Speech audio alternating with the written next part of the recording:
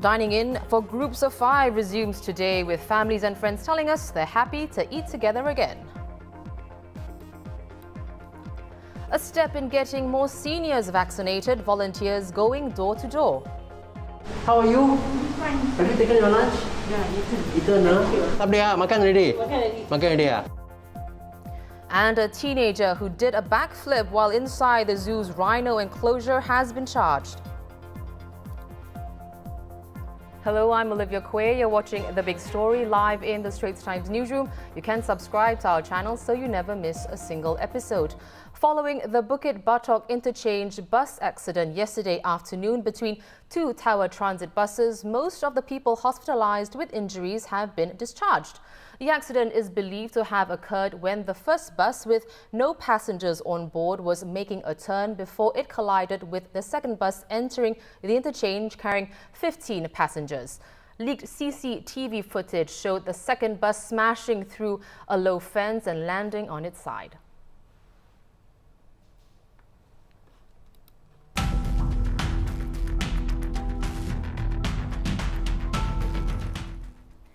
In COVID-19 news, a pre-lunch crowd of mostly retirees and the elderly was observed making full use of the 5-person dining-in rule that kicked in today. Almost all tables were occupied at the food fair at AMK Hub by noon, with several groups comprising 4 or 5 people. My colleagues were also at the Market and Food Centre at Tanjong Pagar Plaza, where they spoke to patrons and stall owners. It opens up the opportunity for me to bring my kids and as a family to go out and dine. I'm still afraid, but then after all, we just want to get along with our normal life. So I think I'm more open to that idea now. Those hawkers, I think they need our support. So with more people out, so they can get more business. I don't eat out very much, so it makes no difference to me. The business is not doing well, even worse than for the 2-pack. Because you see, when we take up this table, right, the other table you cannot sit at all. At least you open up the 2 table and then customer can sit. Because some of them, when they only one person, so they don't know where to sit. There's already occupied. Well, as Singapore eases restrictions, 26 new COVID-19 cases were confirmed today, the highest since June 17th.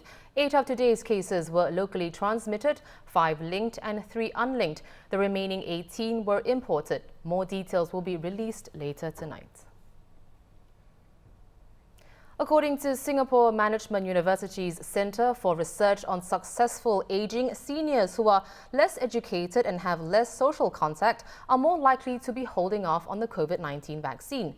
The study was conducted last month, and at that point, 16.26% of those aged 71 to 75 hadn't received their first dose, higher than the other age groups studied. Well, on a related note, have a look at this chart released by the Health Ministry last week on the progress of our vaccinations. Paying attention to the dark grey line, despite being the first age group to be offered the vaccine, seniors 70 years old and above currently have the lowest take-up rate, plateauing in the past month. Well, since January, 14,000 volunteers and staff from the People's Association have been going door to door to talk to the elderly about vaccines and address their concerns. How are you? Fine. Have you taken your lunch? Yeah, eaten. Eaten, Tak boleh, makan already? Makan already. Usually we will visit residents to find out if they need any help or if they've got any queries, especially the senior citizens in the Boon Tiong precinct. I have been talking about vaccination to the senior citizens here since the beginning of this year. Some of them actually are worried, whether they are suitable at their age or with their health conditions or their allergies, whether they're suitable, for vaccination or not. Yeah, and some of them also have a fear of injections. Yeah, so these are the more difficult ones because with a fear, it's very difficult for us to help them to overcome this fear. Some of them mentioned that they are not aware of whether they're suitable because of the medication they're taking or the allergies that they have. We would encourage them to visit their doctors as soon as possible, clarify with the doctors whether they are okay, to do the vaccination. I'm quite a chicken because I'm really afraid of, injections, even taking blood samples, that kind of thing. So actually, I deliberated a while before I went for my vaccination, but because I really want to experience it so that I can actually share with my senior citizens, so I went ahead anyway. When I visited you, you mentioned that you're a bit scared because diabetic. Then what did he tell you? He said, don't scare. Then my doctor also scolded me, no need to scare, you go, mommy.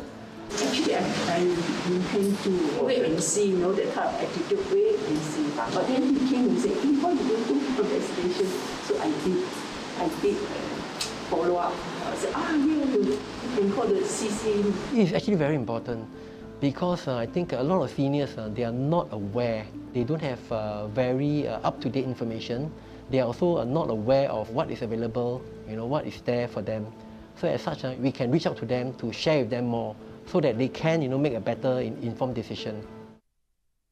My colleague, journalist Timothy Go, shadowed that door-to-door round. He joins me now. Welcome to the show, Tim. So, some elderly residents haven't gotten their doses for reasons like a fear of the vaccine or injections, as well as a wait-and-see mentality. You spoke to other seniors, though. Why haven't they been vaccinated? Thanks for that. Well, there's quite a number of reasons, actually. So some of them, it's as simple as a fear of needles. For others, they feel that they're already so old and they have other chronic conditions, so there's not really much of a point in taking the vaccine. A very small group are holding out because of religious reasons. They believe that if they catch the virus, it's meant to be. And some others feel that the vaccine may not be compatible with their own medical conditions. And even though, there are resources out there that actually help to dispel some of these notions, in some cases, I get the sense of inertia from them that they just don't really want to find out. And still others are saying that, the pandemic's not so bad. It's going to blow over. There's no point in taking the vaccines. Right. Well, to counter all these reasons, Health Minister Ong Ye Kung said a bigger push will be made to encourage more seniors to get jabbed. What incentives, though, could be possible, Tim? There are a number. Some experts I've spoken to have suggested perhaps a lucky draw or some goodie bags, although they've pointed out that using this might breed the sort of mentality where people expect to have rewards for doing the right thing. So that may not be the best option. Some others have suggested simpler messaging, using very simple language, infographics in vernacular languages. But for me personally, after speaking to the seniors, I feel that the most important thing that could get them to be motivated is family members. And that would be family members or close friends playing the role of ambassadors, talking to them, trying to understand their concerns, and explaining that it's important that they get vaccinated. Because for a lot of these old folk, honestly, they may not want to listen to what the government has to say or to what scientists have to say, but if their own grandson or granddaughter or even son or daughter-in-law says it to them, they might choose to go for the jab instead. Right. Well, thanks, Tim, for coming on the show. I've been speaking with journalist Timothy Go. Now, he's done several stories on seniors and COVID-19 vaccinations, which you can read over at straitstimes.com.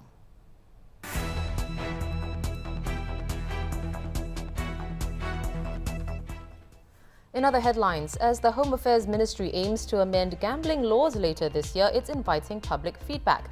MHA is looking to legalize in-person social gambling among family and friends, recognizing it as a socially acceptable practice as it presents a low risk to law and order. But online social gambling will still not be permitted due to enforcement difficulties. The public can submit feedback until August the 10th. Ralph Wee, the 19-year-old caught on video doing a backflip inside a white rhino enclosure at the zoo last December, was charged today with offences including vandalism. He's also accused of 2 counts of mischief and 1 count of criminal trespass. His case has been adjourned to August the 16th.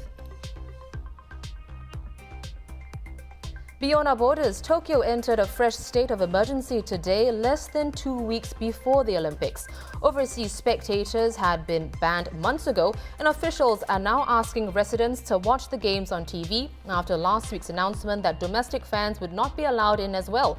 Among athletes that have decided to skip the games are some of tennis's biggest names, Rafael Nadal and Serena Williams. World number one Novak Djokovic said he's 50-50 on participating at the Olympics with 0 fans allowed in and restrictions within the athletes' village. And he may not be allowed to travel with his racket stringer either. If he does make it to Tokyo and win the gold medal there, he could complete the Golden Slam this year, provided he wins the US Open in August as well. Djokovic capturing a record equaling 20th Grand Slam title at Wimbledon yesterday with a 4-set victory over Matteo Berrettini.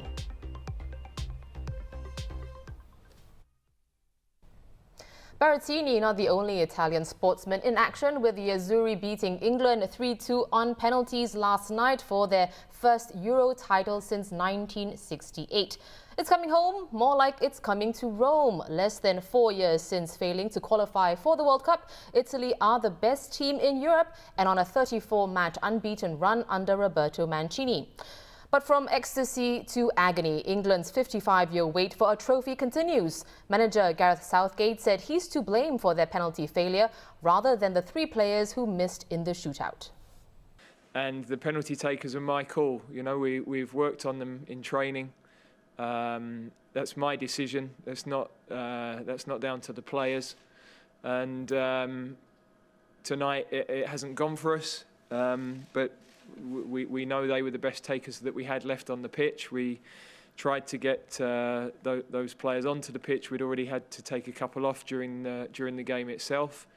So, yeah, of course, it's going to be heartbreaking for the boys, but they're not to blame for that. That's my call as the coach. One of England's penalty takers was Bukayo Saka, just 19 years old, taking the first penalty of his senior career. He was inconsolable after his decisive miss. Well, let's bring in sports correspondent Sazali Abdul Aziz to break down this final. Sazali, do you agree with what Southgate said? Were England's 5 penalty takers the best players left on the pitch? I mean, well, first of all, Olivia, it's Groundhog Day, isn't it? You know, every man and their dog has gone back to questioning Gareth Southgate's decisions. If there were question marks over the way he set the team up, about the substitution he made or hesitated to make, and ultimately, as you mentioned, about the kickers. Were the 5 the right players? Well, 2 were sent on specifically for the kicks and they missed. So you can put that down to a lottery maybe, but where I strongly believe the England manager messed up was putting, as you mentioned, Saka down as the last kicker. I just cannot fathom the thought process. The risk versus reward was just not there. Not only, being such a young player, is his temperament in question. How fair was it to put the weight of a nation's hopes completely on a team's shoulders? So, yeah, I think he got that one at least wrong. Right. Well, England got off to a dream start when Luke Shaw scored in the 2nd minute, but how did it come apart for them in the end? Yeah, the goal sent Wembley wild, but it almost came, like too soon and changed the complexion of the whole game. I know it sounds silly, but it's a prime example of scoring at the wrong time, if you will. Some coaches have, pointed this out, that it can have a negative impact on players because they will, subconsciously, automatically tend to sit back and try to defend that precious goal, and that's what happened to England. More likely by consequence than by design. Their players lacked adventure. They had a few chances here and there, but Italy, chasing the game, had so much time on their hands and grew into the game as it went on, to the point that the equalizer was almost inevitable. As I mentioned, many observers on Twitter, on commentary, were pointing out that England had to start considering making changes early in the second half. Southgate decided against it, while Italy sent on 2 subs. In the end, being proactive paid off for the Italians. I see. Well, let's put Euro 2020 aside. The next major football tournament is the World Cup in Qatar next year. How does the Euro outcome bode for England and Italy? Well, for Italy, it puts them right up there as a major player in international football again. They were in the wilderness for a while with group stage exits at the 2010 and 2014 World Cup and missed the 2018 edition completely. They have a good group of decent young players coming through, and they should be considered contenders for in Qatar. For England, again at another crossroads. It will be really, really interesting to see how their players rebound from this. They surpassed expectations once at the 2018 World Cup, and they built on that to do well at this European Championships. But coming so close and missing out, in such a manner, the heartbreak will either break or make them. So let's see. Well, certainly time will tell. Sazali, thank you so much for coming on the show. That was Sazali Abdul Aziz, sports correspondent for the Straits Times. You can get more news and videos on straitstimes.com. Subscribe to our YouTube channel by hitting the red button below. I'm Olivia Quay. Thanks so much for watching and see you tomorrow.